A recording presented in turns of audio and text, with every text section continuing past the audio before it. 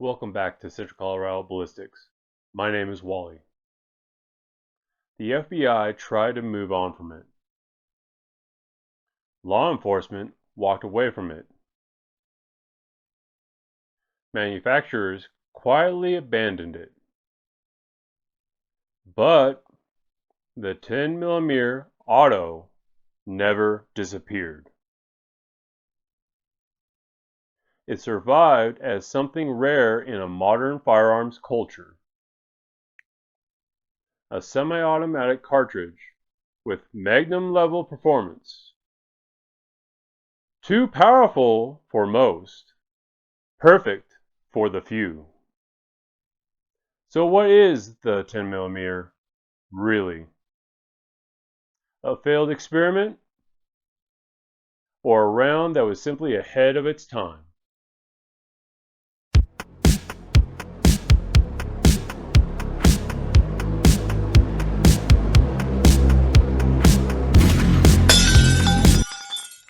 Before jumping into the topic, the 4 rules of gun safety.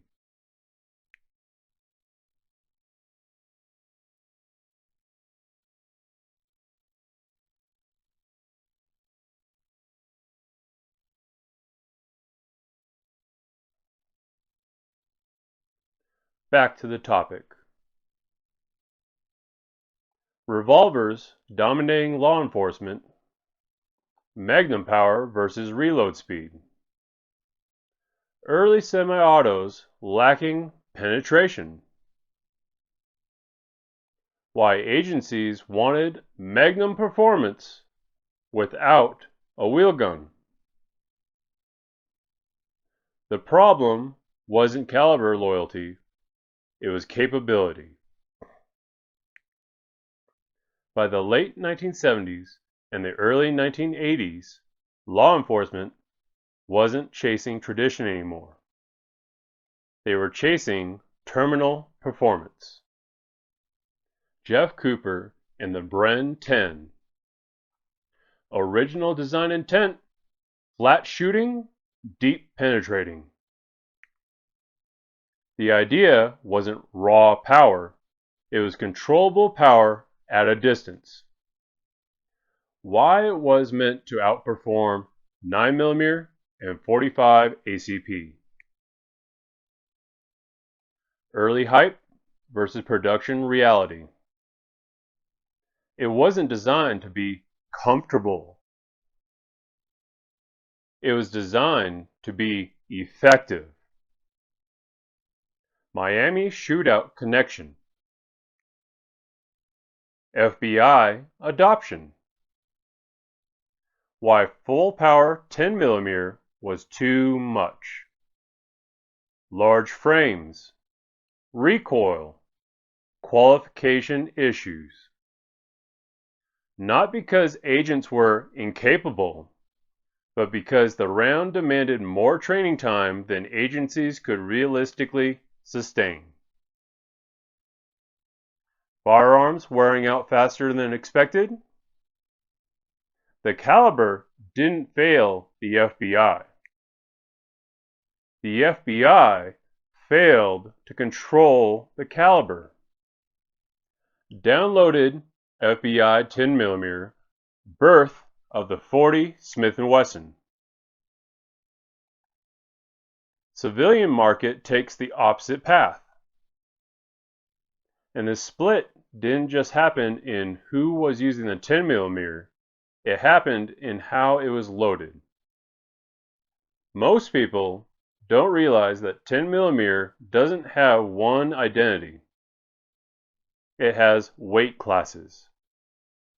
Common bullet weights range from 135 grains to 220 grains. But the most common, the weight most manufacturers settle on, is 180 grains. That 180 grain load became the balance point. Penetration, velocity, and controllability. Lighter loads chase speed. Heavier loads chase momentum. And which one you choose says a lot about why you were running 10mm in the first place. Full power 10mm becomes a statement caliber. Outdoorsmen, hunters, bear defense. 10mm didn't die. It changed audiences. Early frames cracking. Modern recoil systems. Better metallurgy. What used to crack frames now runs tens of thousands of rounds.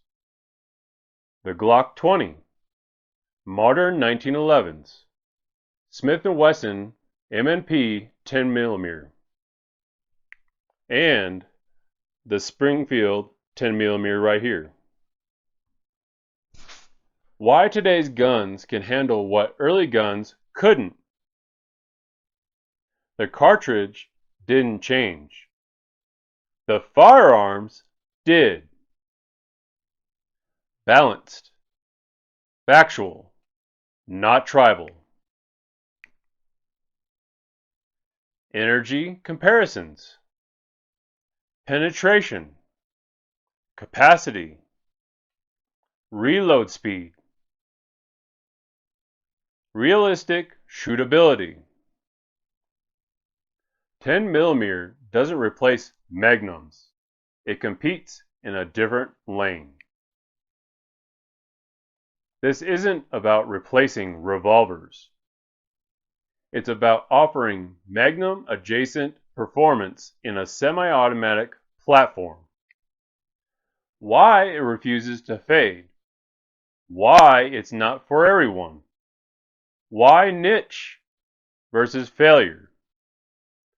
What it teaches us about power versus control. Not every solution is meant for the majority. Some are meant for the edge cases. So, now the question becomes, do we follow Magnum revolvers next? 357 versus 44 mag. Or do we pivot to the modern duty calibers? 45 ACPs decline. Or explore outdoor defense calibers and where handguns reach their limits. And we haven't even touched how that energy is delivered.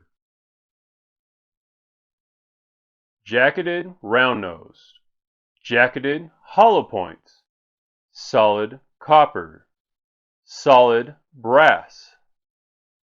Same caliber, same weight, very different outcomes. Because in the real world, what the bullet is made of matters just as much as how fast it is moving. Freedom secured, rights defended.